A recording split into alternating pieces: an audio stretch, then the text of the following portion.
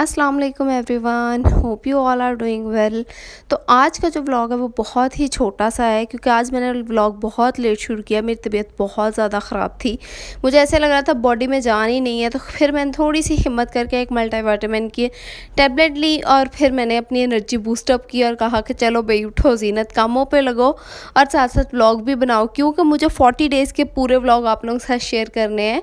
तो बस आज का जो व्लॉग है ना, इसमें ये था कि मेरे हस्बैंड ने आज आना था, तो मेरी सिस्टर इन लॉ शिफ्ट हो गई थी मेरी मदर इन लॉ के रूम में। तो सुबह सुबह वो अपना सामान उठा के चली गई थी उधर, और यहाँ पे मेरा रूम आज कुछ ऐसा लग रहा था। अजान और मीरब को मैंने नहला के सुला दिया था। यहाँ पे हेल्पर से मैंने पूरा रूम वॉश करवाया था और उसके बाद मैंने सोफ़े भी अपने आज दोबारा से बाहर निकाल दिए थे क्योंकि धूप लगवानी थी उन्हें। तो बस यहाँ पे सोफ़े मैंने पहले निकाले, फिर बारिश आ गई, फिर अंदर किए, अब फिर धूप आ गई थी, मैंने फिर दोबारा से सोफ़े बाहर निकाले और उसके बाद अजान को उठा के मैं लटाए थी दूसरे रूम में। मीरब को भी उधर छोड़ाई थी क्योंकि इधर थोड़ी सी गर्मी हो रही थी, रूम वॉश करने की वजह से ना हबस सा हो गया था। उसके बाद सबसे पहली चीज़ मैंने अपनी बेडशीट चेंज की, डस्टिंग की रूम की। अच्छा, और अजान होता है ना तो बच्चे हाथ लगा देते हैं फर्नीचर पे तो उनके निशान पड़ जाते हैं, इसलिए मुझे अजान के होते हुए डस्टिंग बड़ी अच्छे से करनी पड़ती है। उसके बाद ना मैंने ये बेडशीट निकाली, पिलो वगैरह के कवर चढ़ा दिए। ड्रेसिंग टेबल की मैंने थोड़ी सी सेटिंग चेंज की है। मेरे पास ये एक ट्रे पड़ी थी, मैंने इस ट्रे को यूज़ करते हुए चीज़ों को थोड़ा सा सेट किया है, लेकिन इसका जो फाइनल क्लिप है ना वो लेना मैं भूल गई। वो मैं नेक्स्ट व्लॉग में मैं आप लोगों के साथ शेयर करूँगी कि मैंने किस तरह से थोड़ा सा सेटअप चेंज किया है, क्योंकि मुझे ना बहुत मैसी लगता है मेरा ड्रेसिंग टेबल। तो मैं इसे ना बस थोड़ी सी चेंजिंग करती रहती हूँ, मैं सेटिस्फाई नहीं हो पाती बस ऐसे चीज़ों से। खैर उसके बाद कोई 3-4 घंटे रूम में खपने के बाद मेरा रूम अच्छे से नीट एंड क्लीन हो गया था। रूम क्लीन करते करते ही 6 बज गए थे, तो गैस आ गई थी। गैस आते ही नहीं, सॉरी 5:30 हो गए थे क्योंकि अब गैस 5:30 आ जाती है। 5:30 होते ही मैं आ गई थी किचन में। आके मुझे आज बनाना था खाना, कीमा मटर बनना था क्योंकि मेरे हस्बैंड का फेवरेट है। तो 99% ऑफ द टाइम मेरे हस्बैंड ने जब आना होता है ना तो यही चीज़ें, कीमा मटर, कीमा करेले, ऐसी चीज़ें पकती हैं। तो आज बन रहे थे कीमा मटर। कीमा दोपहर में ही गला लिया था, बाकी का कीमा मैं अब बना रही थी। साथ में यहाँ पे मेरी सिस्टर इन लॉ के लिए यखनी रखने की तैयारी हो रही थी, तो कीमा भी रख दिया था, यखनी भी रख दी थी। कीमे को मैंने ना अच्छी तरह से गला के भून के इसके अंदर मटर डाल दिए थे। उसके बाद मैंने थोड़ा सा पानी डाल के इसको रख दिया था हल्की आंच पे और यखनी को पकने दिया था अच्छी तरह से, क्योंकि ये पोस्टमार्टम में जो यखनी देते हैं ना ये बहुत ज़्यादा गलाई हुई होनी चाहिए, क्योंकि जितना गला हुआ गोश्त होगा उतना ही अच्छा होता है। उसके बाद अजान उठ गया था, सोया हुआ था, तो उसके लिए मैं बना रही थी फ्राइज़।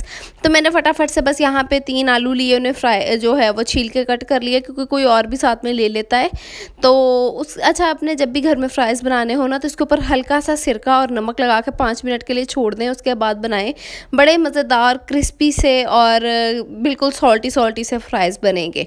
तो बस यहाँ पे मैं 5 मिनट गुजर गए थे, मैंने फ़्राइज़ को फटाफट से ऑयल में डाला, इन्हें फ्राई कर दिया क्योंकि अजान ना फ्राइज़ बहुत शौक़ से खाता है।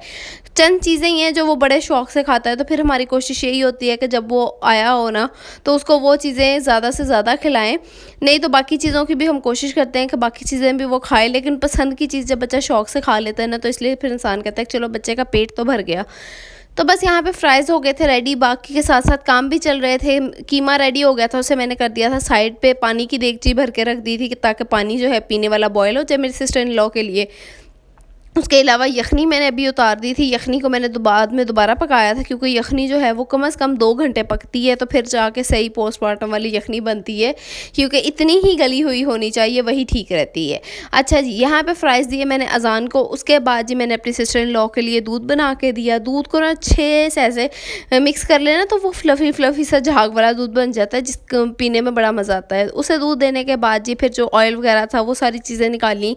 ऑयल को भी मैंने कप में निकाल के रख दिया था क्योंकि अजान के नगेट्स भी बने पड़े हैं और फ्राइज़, इस तरह की चीज़ें अजान के लिए बनती रहती हैं। तो मैंने कहा चले यही ऑयल ना हम बाद में दोबारा यूज़ कर लेंगे। उसके बाद बस मैंने किचन वगैरह साफ़ किया, और किचन साफ़ करने के बाद ना ये कल का आटा जो था ना वो ख़राब हो गया था, पता नहीं फ्रिज शायद बंद रही लाइट जाने की वजह से, इस वजह से।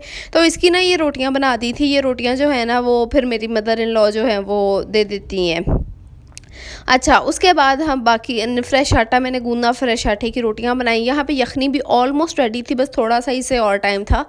तो मैंने कहा कि चले पहले मैं रोटियां बना लेती हूँ। उसके बाद जी बस मैंने फटाफट से किचन साफ़ किया है और इस टाइम मुझे ना किचन में खड़े खड़े तकरीबन 3 साढ़े 3 घंटे हो गए थे और मैं पसीने से भर गई थी।